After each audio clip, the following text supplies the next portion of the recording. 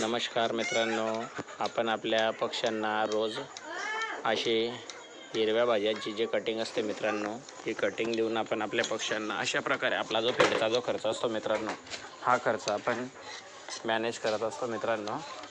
तुम्ही बघू शकता मित्रांनो, आपण यांना आज काकडी, वांग, टमाटे, ज्या काही मार्केटच्या ज्या काही हिरव्या स्क्रॅप असतात मित्रांनो, हे आपण देऊन यांना आपण आपला जो फेडचा जो काही रोजचा खर्च असतो मित्रांनो, अशा प्रकारे आपण वाचवण्याचा प्रयत्न करतो मित्रांनो. आणि हिरव्या भाज्या दिल्याने मित्रांनो आपल्या पक्ष्यांची इम्युनिटी चांगली असते. त्यानंतर त्यांना लागणारे जे काही कॅल्शियम वगैरे असतं मित्रांनो, ते आपण हिरव्या भाज्याद्वारे यांना पूर्ण करत असतो मित्रांनो.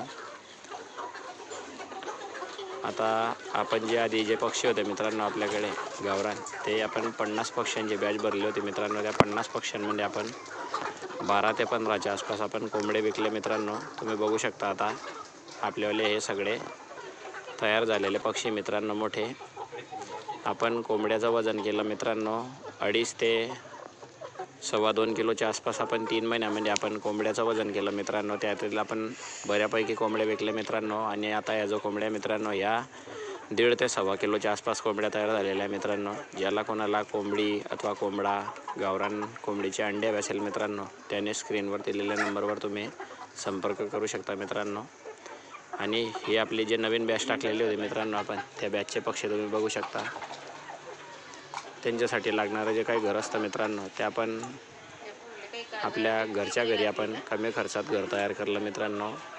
आपण त्यांना 4 बाय 7ची एक रूम तयार करले मित्रांनो. हे जो समोर जे रूम आहे मित्रांनो, या रूममध्ये आपण आपल्या पक्ष्यांना ठेवतो. आणि मित्रांनो तुम्ही आपल्या पक्षासाठी जो काही लागणारा जो खर्च असतो मित्रांनो गावरान कुक्कुट पालनामध्ये, तो खर्च आपण अशा हिरव्या भाज्यांचे स्क्रॅप देऊन आपण वाचवण्याचा प्रयत्न करतो मित्रांनो. आज आपल्याला जे 50 पक्षी घेतलेले होते मित्रांनो आपण, ते 50चे 50 पक्षी आपण तयार करून त्यातील बऱ्यापैकी पक्षी आपण विकले. आणि आता आपण कोंबड्या घरी ठेवलेल्या आहे मित्रांनो अंड्यांसाठी. येत्या 15 ते 20 दिवसामध्ये या न्यू बॅचच्या ज्या पक्षी आहे मित्रांनो, हे पक्षीसुद्धा अंडे देण्यास सुरुवात करतील मित्रांनो. ज्याला कोणाला काही हवं असेल मित्रांनो, त्याने स्क्रीनवर दिलेल्या नंबरवर संपर्क करू शकता मित्रांनो. मित्रांनो आपल्या व्हिडिओला लाईक, शेअर आणि चॅनलला सबस्क्राईब करायला विसरू नका मित्रांनो.